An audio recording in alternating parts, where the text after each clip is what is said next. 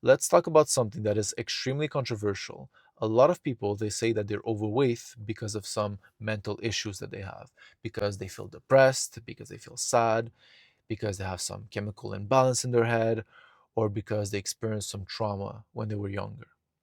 Look, I agree with you that everything starts from the mind. If your mind is not in the right place, it's going to be extremely hard to succeed in anything. If you want to get fit, your mind has to be in the right place. If you want to succeed at your job, your mind has to be in the right place. If you want to have good relationships, it all starts from your mind. So if your mind is messed up, it's going to be really hard to get success in anything outwards. Now, does that mean you can use that as an excuse to stay fat? Absolutely not. Because there are people that went through worse things than you. No matter your situation, trust me, there's somebody in the world that had way worse than you. And they're still going to the gym, they're still doing the right things, but you are not.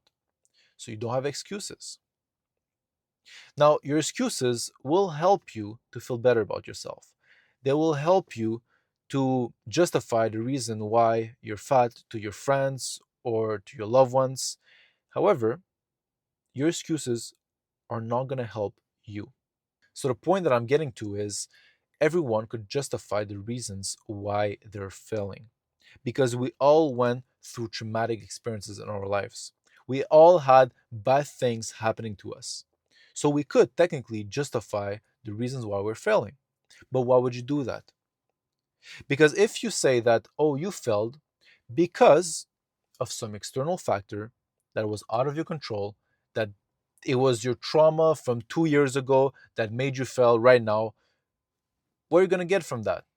However, let's take another person who, when they failed, instead of saying that, oh, it was because of some trauma that I had 2 years ago, or it was because I have some chemical imbalance, or because, you know, it's been hard, I'm sad that day, and that's why I failed. So instead of making those excuses, that person just said, look, I failed. I'm going to analyze myself. I'm going to analyze what were my mistakes so that the next time I don't make them. That person is going to think, okay, what do I have control on? I have control on those things and I'm going to improve them so that next time I can do better. And that's how it will benefit you. So you see, you have the two exact same people with the same traumatic past experiences, with both of them being sad, with both of them having some chemical imbalances. But one of them makes excuses for the reason why they failed, while the other person says, look, maybe I was sad. Maybe I had some chemical imbalance, but I did make those mistakes and I'm going to make sure that I don't do them again. I'm going to do something. I'm going to take action to make sure I become better. Who do you think is going to win in life? Well, that's a rhetorical question. You know who's going to win in life. The person that is not going to make excuses. Because look, again, my point is you can make valid excuses why you failed. They can be valid. However, it's not going to help you. It's never going to help you. It's going to help you make you feel better, but it's not going to help you in your situation.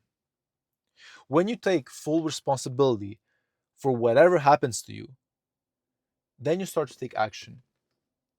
Even though it was some external factor that made you fail, even though it was an external factor that made you fail, if you take full responsibility, you're going to start taking action. You're going to self analyze. You're going to be like, look, well, yes, it happened to me, but I could have done this better. And then you start to analyze yourself and you start to just improve on different aspects of your life. And then you win in life. That's how it works. But then if you continue to make excuses, like for example, you're fat because of some chemical imbalance in your head, or because you're sad, or because of your mental issues, then you will stay fat. It's as simple as that. Now again, look, I have to make a clarification. I'm not obviously talking about people who have, for example, real mental issues. What I mean by that is like they're born with autism or something like this. Like it's a different case. It is a completely different case. I'm talking about the people who say, oh, I'm depressed and that's why I'm fat. Or I feel sad and I don't feel good and that's why I don't work out and that's why, I'm fat. That is 100% your fault. And making excuses is not going to help you. You can make excuses to everyone, but it's not going to help you. The thing that's going to help you is take responsibility for what you have control on, which is, you should have went to the gym. And let's go back to the topic of, are you fat because you have mental issues or do you have mental issues because you're fat?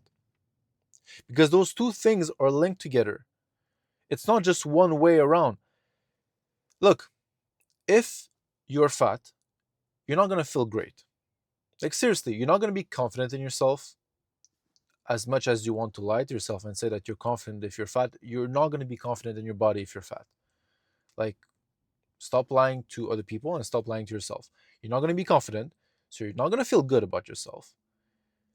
Then you're going to eat bad food, which is going to make you feel shame. And again, you're not going to be proud of yourself. And again, you feel sad because of that.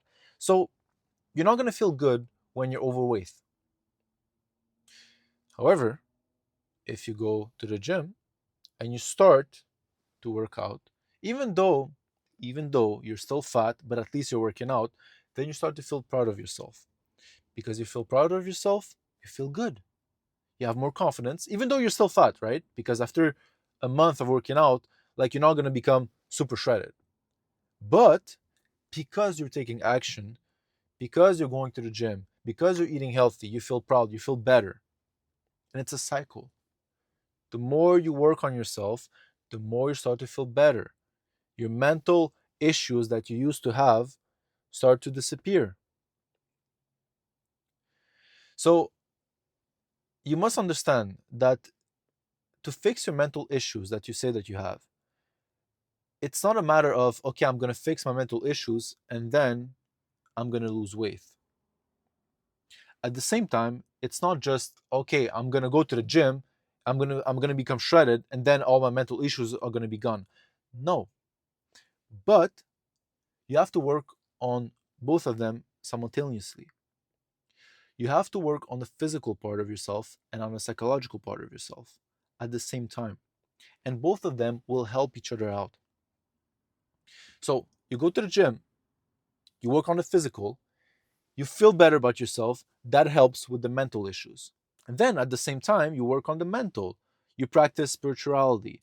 You believe in God, universe, whatever you want to believe in. You start to believe in a higher power. You start to work on yourself. You start to read. You start to journal. You do those things that are going to improve your mental health.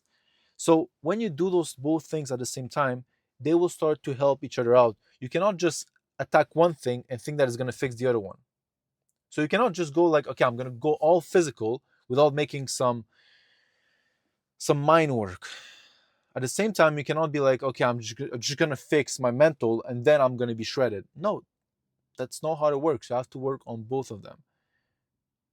So the thing that you should remember from this video is you're not fat because of your mental issues. Perhaps you had some trauma when you were younger, and this contributed to you not working out and do the wrong things and become fat. But fixing your mental issues is not going to make you shredded. It's not. You have to take action. You have to go to the gym. You have to get your body into shape, and that will help you fix the trauma that you had when you were younger. Now, I'm not saying that bench pressing is just going to solve all your mental issues again, but it will help you to solve what you have dealt with when you were younger. But the thing is, the easiest way to fix your mental or help to fix your mental issues is to actually start to do something physical, to work, to go to the gym, to go for a walk, to do something productive, to take action. Because just sitting and just thinking about your problems or just journaling is not going to help you. You have to take action. And then at the same time, you can do some thinking. But just thinking, like just doing thinking and believing that that's going to solve your problems or your mental issues, that's never going to work. It's never going to work. Never. And that's why I'm so against to just, expecting to go to a psychiatrist and just talk and then all your problems are going to be solved. That's not going to work. You have to take action. Do some mental work, but take action at the same time. Go to the gym. Put in some physical work. Take action. Just don't just sit there and expect things to change if you're not doing anything except just thinking. So, in conclusion, you're not fat because of your mental issues. Maybe it contributed to you being fat, but the reason why you're fat is because you didn't take action, because you lack discipline, and you have to do something about it. Now, again, perhaps you're having all those excuses in your mind right now. You want to tell me, Richard, but I had this when I was younger. Oh, I had this. Oh, I have this. No, no. But even if you tell me this, it's not going to help you. The thing that is going to help you, the thing is going to solve first your body, which is overweight, and second, your mental issues, is to take action, to do something about it. And just sitting there and thinking about your problems or talking to a psychiatrist is not going to solve anything. You must start to take action.